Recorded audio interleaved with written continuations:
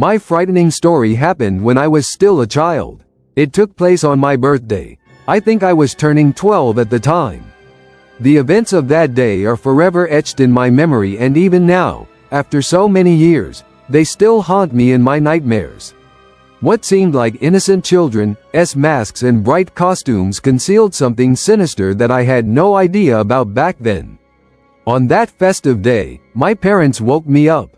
Mom was smiling and clapping her hands, loudly wishing me happy birthday, while Dad stood behind her holding a large box. When I saw the gift, I instantly woke up and jumped with joy. It was a new computer. I was over the moon with happiness. Then came the phone calls from grandmothers, grandfathers, and other relatives who were invited to the celebration. My parents had rented a banquet hall at the nearest restaurant, hired party entertainers, and of course, invited my school friends. They told me to invite whoever I wanted, and naturally, I invited everyone. That day, I probably felt like the happiest kid in the world. But now, thinking back to those events, I find myself pondering. The psychologist, a young woman, listened attentively to my story and asked, "So what happened next?" She suggested that perhaps I was too preoccupied with the new computer. Yes, my dad and I spent a long time setting it up, and by the time the first game was loading, it was starting to get dark. Mom told us to get ready since we needed to arrive at the restaurant early to check and prepare everything. We arrived there around 6 in the evening. It was already dark outside. Inside, everything was decorated with balloons, and the large table was filled with various treats. I was hungry as a wolf, but Mom wouldn't let me touch anything until the guests arrived. After about an hour, guests started showing up. My godmother's parents arrived from their village. Mom's friends came with their husbands, and of course, my friends showed up. Some came with parents, others came alone. My best friend and classmate Pashka came by himself, even though our parents were close friends. He said his mom was feeling a bit under the weather and didn't want to risk getting other guests sick. The psychologist listened intently, and I apologized for being too detailed. She replied that it was fine and asked me to continue. When all the guests had gathered, after the kids had eaten and drunk juice, and the adults had made several toasts, 4 brightly dressed people burst into the restaurant accompanied by upbeat music. These were the party entertainers. The guests immediately started applauding, whistling, and shouting to welcome them. The hall became noisy and festive. All the kids, including me, ran out from behind the tables. There was a stand with speakers and a DJ booth nearby, as well as a small area where we could dance and have fun. The psychologist asked me to describe the entertainers in more detail. They seemed a bit strange. Looking back now, I understand this, but back then, as a child, I didn't think anything of it. They were wearing bright costumes and funny masks that I had never seen before. The psychologist asked if these were masks of cartoon characters. I replied no, or at least I had never seen such cartoons. Otherwise, they behaved like typical party entertainers, singing, dancing, organizing games, and performing magic tricks. Sometimes the already tipsy parents would join in. Back then, I couldn't have imagined that anything would go wrong. At that age, children generally don't think much with their heads. After about an hour of various entertainments, they went to the dressing room, as far as I could tell. I noticed their belongings there, props and various items scattered around. They would occasionally go in and out, sometimes carrying bubble bottles, sometimes with rags, cards, and other random objects to perform tricks for us. When they came back out, one of them was holding a small bag. He ran up to the adults and started tossing some kind of candies into each of their mouths. By then, everyone was already drunk, laughing, and having a good time. No one suspected anything wrong, especially with the cheerful animators who had been entertaining the kids for the past 2 hours. We, the children, weren't left out either. While one of them ran around the table, the others handed each of us a large lollipop on a stick. Excited, we grabbed them and started licking eagerly. But within just a few minutes, my vision began to blur. My body felt like it was slowly shutting down, and the last thing I remember before losing consciousness was seeing all the guests peacefully asleep. Some slumped back in their chairs, others face down on the table. The lively music gradually faded away, and darkness crept into my vision. The psychologist, visibly nervous, took a sip of water from her glass and asked a rather odd question. What was wrong with those candies? I didn't know for sure, but something was definitely off about them. Maybe they had made the candies themselves and mixed something into them. I had no idea. All I remember is seeing everyone asleep. Yes, there must have been some strong sedative in them. I woke up to the sensation of being driven in a vehicle. It jolted violently, likely hitting a speed bump or a pothole.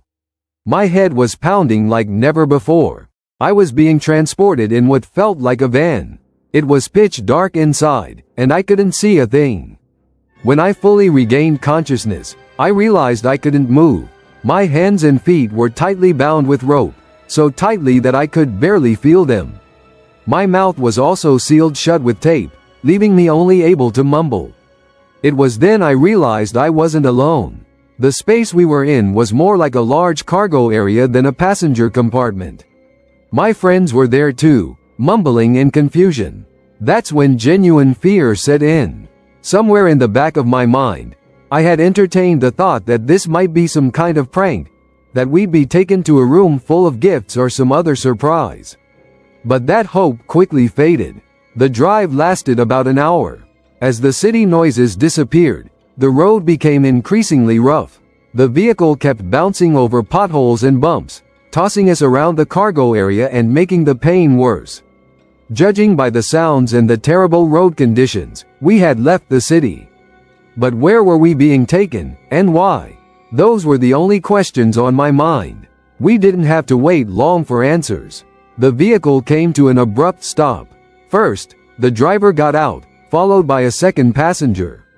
They hadn't spoken a word to each other during the entire trip, even though the sound carried well inside.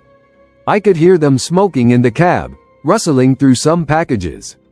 They were clearly audible. One of them walked around the vehicle, and I heard the screech of the cargo doors being opened. The first thing I saw was a blinding beam of light from a flashlight shining directly into my face, forcing me to squint. But in that split second, I caught a glimpse of who else was in the cargo area besides me. All my friends and classmates who had been at the party were there, Pasha, Demon, and even Yerrick. Everyone was tied up just like me. I noticed blood on Yerrick's forehead, likely from hitting something when the vehicle bounced. In those moments, I realized this was no prank or surprise. Something strange and terrifying was happening. Tears streamed down my cheeks as the cargo area filled with muffled cries and whimpers. One by one, we were dragged out of the vehicle like we were nothing more than logs or cargo. The psychologist, visibly shaken, seemed to be reliving the story as she listened. We were in the middle of a dense forest. The only light came from the beams of their flashlights.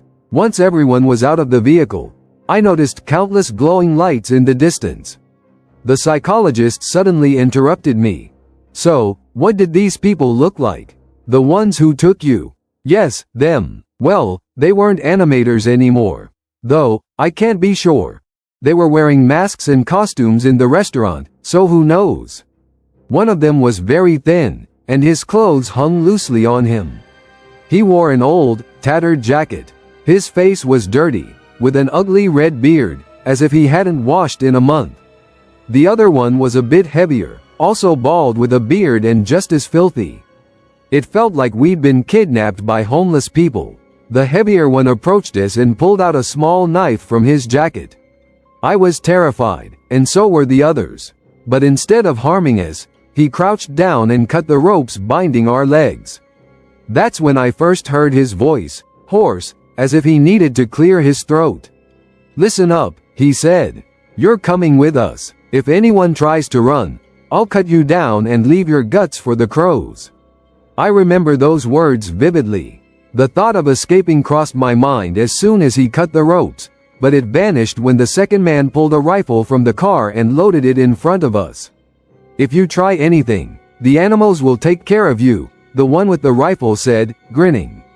Shivering from cold and fear, we formed a line.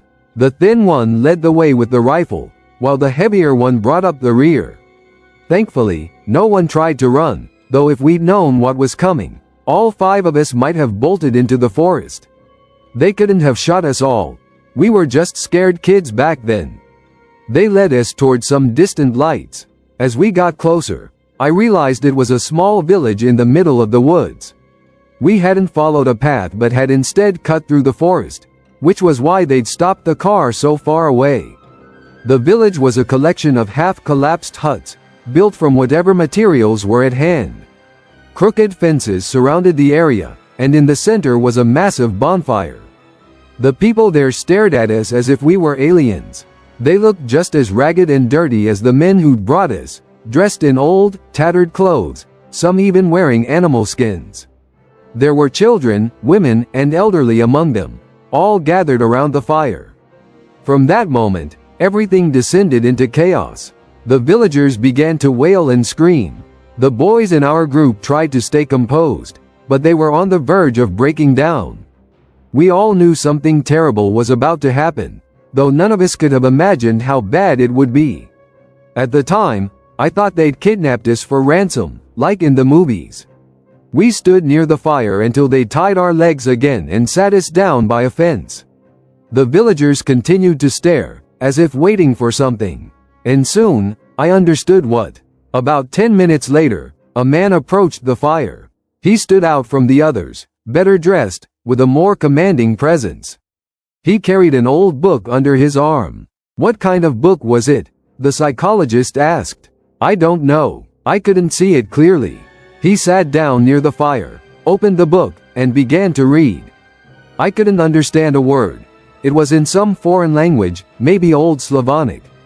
The only word I caught had something to do with the earth and harvest. Are you sure that's what you heard? She pressed. Yes, that's what it sounded like. As he read, the villagers stood motionless, muttering indistinctly under their breath. When he finished, a man stepped forward from the crowd and approached us. He grabbed the girl who was sitting closest to the fire. She'd been crying and begging to go home. He cut the ropes binding her legs, grabbed her by the shoulders, and forced her toward the man with the book. She resisted at first, but when he shoved her, she stumbled forward. I paused, remembering what came next. I asked for water. Don't be nervous, the psychologist said. It's been 7 years. If you don't want to continue, you don't have to. But I've heard a lot in my time, and I'm here to help. You don't understand, I replied. You've never heard anything like this. You might think I'm crazy. I don't diagnose. I just try to help people. So, what happened next? Next, they laid the girl on the ground. 4 more people came forward and held her down by her arms and legs. The girl screamed, her voice tearing through the air, as she realized what was about to happen. The creatures tore off her festive dress, leaving her exposed and vulnerable. The one who had been reading from a book pulled out a worn, oddly shaped, hook-like knife. Without ceasing his muttered incantations, he forcefully plunged the blade into the girl's chest. That scream still echoes in my mind to this day. She writhed and struggled, her limbs trembling, but the creatures held her firmly in place. We witnessed it all, every horrifying detail. The man with the knife twisted the blade inside the child's chest until her cries abruptly ceased. The creatures holding her sensed her lifelessness and released her limbs. Then, with their bare hands, they pried open her ribs. The man with the knife extracted her heart and placed it in a separate container. The lifeless body was thrown into a fire like discarded trash. The murmurs of the crowd grew louder, as if they were caught in some kind of collective ecstasy. The body of my friend from the yard was already engulfed in flames. Her hair melted, and her skin turned black. After the murder, the group turned their heads in unison, as if checking to ensure nothing unexpected had occurred. Then, the maniacs approached us again and seized Yarek's friend. He was paralyzed with fear, whimpering through his gagged mouth, trying to break free. But what could he do against 2 burly men? He met the same fate. Again, there was a soul-rending scream, another pool of blood. This time, however, they removed a different organ. Yarrick managed to catch a glimpse of it. The mutilated body was tossed into the fire, following our mutual friend. Once more, they turned toward the forest, as if anticipating something. But nothing happened, only their eerie murmurs grew louder. It was incredibly difficult to keep our composure. Everyone was on the verge of breaking down, evident from the terror in their eyes and the tears streaming down their faces. Despite our bound limbs, we could do nothing. Nothing at all. All we could do was mumble and hope for some kind of miracle. But this wasn't a movie where the hero arrives at the last moment to save everyone. With bloodstained hands, they approached us again. This time, they took Dimka. I was spared, perhaps because I was the last in line. They were taking us one by one. They didn't place him in a pool of blood this time. They untied his hands and feet, removed the gag, and once again, an inhuman wail pierced the air. No one heard it except us and the deranged crowd. Dimka was killed differently. A single swing of a crude axe severed his head. Blood gushed onto the ground, and his body was thrown into the fire. By then, the stench of burning flesh filled the air. The smell of human fat and hair was unbearable. I nearly vomited from the odor alone. The man with the knife proceeded to crack open my classmate's skull and carefully extracted his brain, placing it alongside the other harvested organs. It became clear. They were removing one organ from each victim. But why? I don't know. They were undoubtedly performing some kind of ritual. Listen closely to what happened next. When it came to my friend's turn, something went wrong. As they cut the ropes binding his hands and feet, he suddenly broke free and ran. He had always been quick and clever, the fastest runner, the best at hiding during games of hide and seek. But did he escape? No, he didn't. They killed him. Or rather, he was killed, but not by them. He ran in the direction where those damned cultists kept glancing. Just beyond the edge of the eerie village, something appeared. The man who had aimed to shoot my friend froze and lowered his weapon. The light from a massive bonfire was enough to reveal, if not fully, then at least the outline of what they had summoned. It defied all logical explanation. A colossal, grotesque creature stood among the trees. I hesitate to call it a creature, as it was unlike anything I had ever seen. It seemed to be composed of various branches and trees, as if assembled from the forest itself. For a moment, I thought I was hallucinating. But the sound it emitted upon appearing confirmed its reality. The creature had no discernible head. Instead, a massive hump protruded, with writhing, branch-like appendages extending in all directions. It had no eyes, only a gaping maw. It appeared blind, relying on the moving tendrils to navigate its surroundings. The entire village fell into an eerie silence. Every pair of eyes locked onto the sudden, uninvited guest that had appeared out of nowhere. The air was thick with tension, as if the world itself had paused to witness what was about to unfold. Pashka, my friend, stood frozen in place, his face a mask of sheer terror. He couldn't move, couldn't speak. None of us could. The creature, if it could even be called that, was unlike anything any of us had ever seen. Its movements were unnatural, its presence suffocating. And then, it began to move. Each step it took toward us was accompanied by a grotesque, unsettling sound.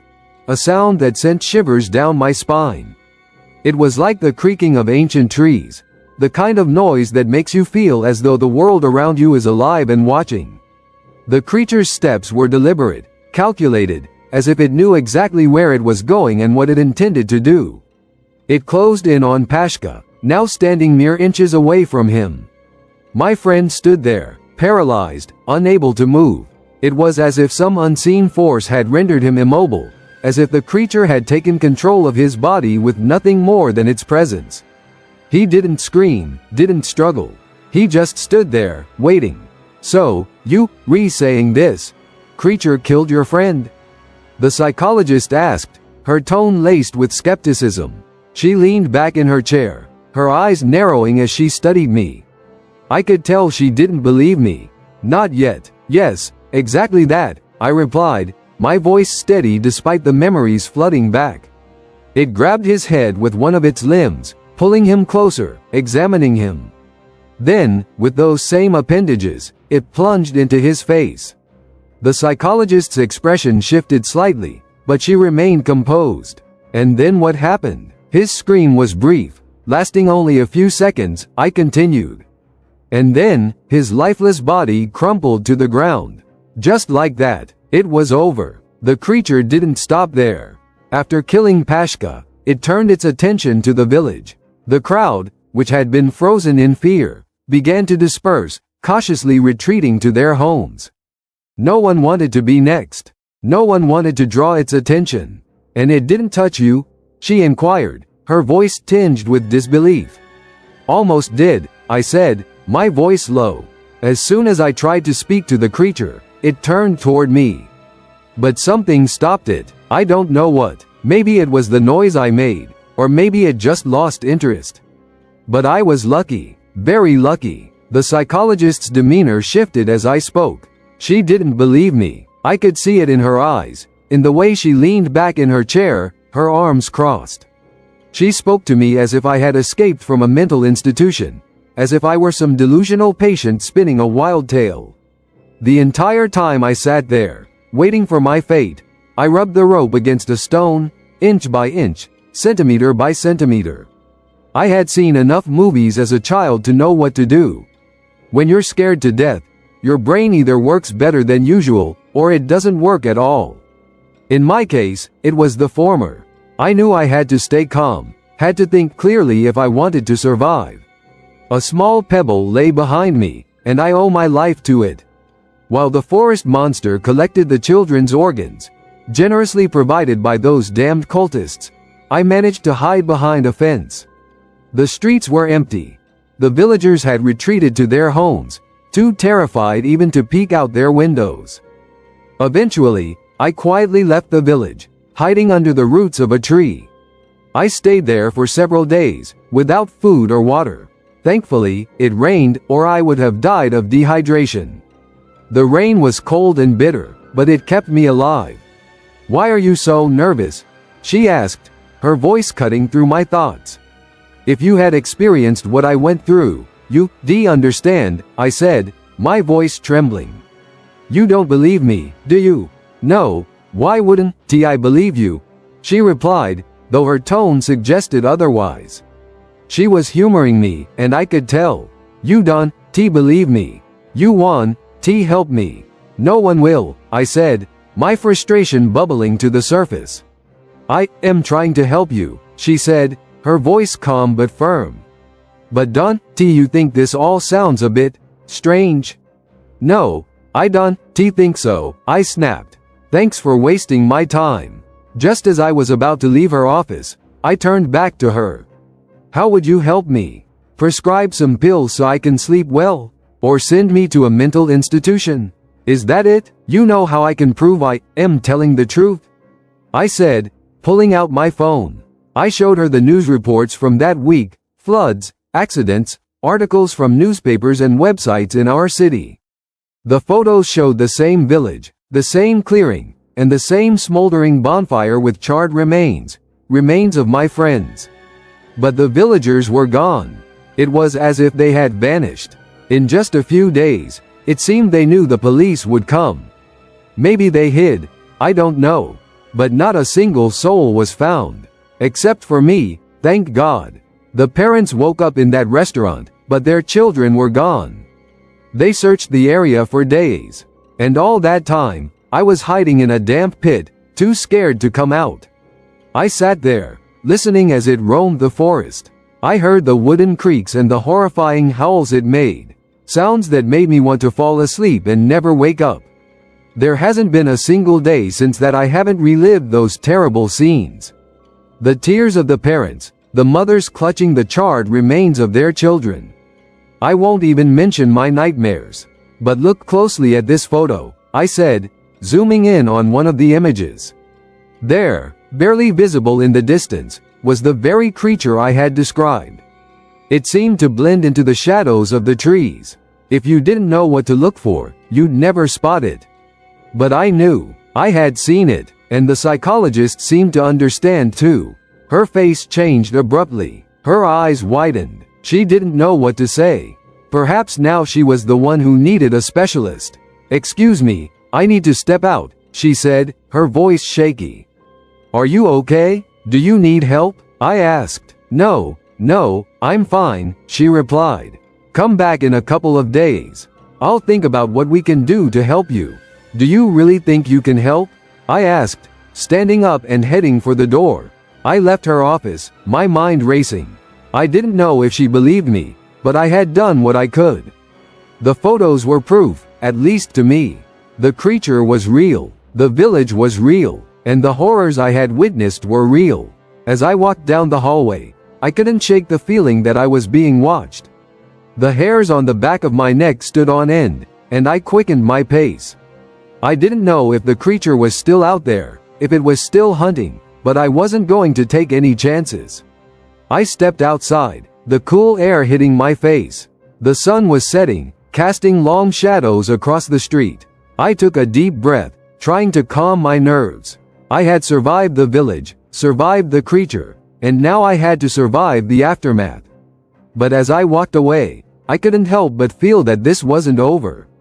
The creature was still out there, somewhere, and it was only a matter of time before it found me again. Well, friends, that concludes our horror portion today. But remember, the darkness is always around, and it is waiting for its time to remind you again. If you enjoyed tickling your nerves and dive into the world of mystery and mysticism, do not forget to put a like, comment and, of course, subscribe to the channel. After all, ahead of you awaits more chilling stories that make your blood run cold in your veins. Click on the bell to not miss new videos, and remember, sometimes the worst is what is hidden in silence. See you in the next installment. Unless, of course, you re-afraid.